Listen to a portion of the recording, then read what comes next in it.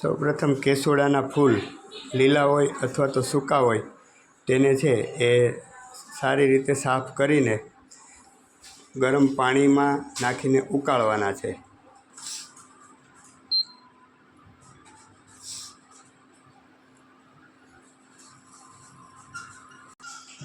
ઉકાળેલા પાણીને છે એ ગળણીથી ગાળી લેવાનું.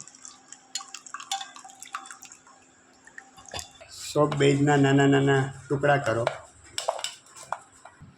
સોપ બેઝને છે એ ગરમ કરો.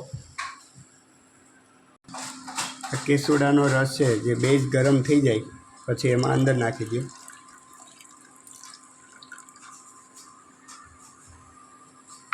આ રીતે મોલ્ડમાં છે એ થોડી કેસુડાની સૂકી પત્તી નાખવાની. તૈયાર બેઝ.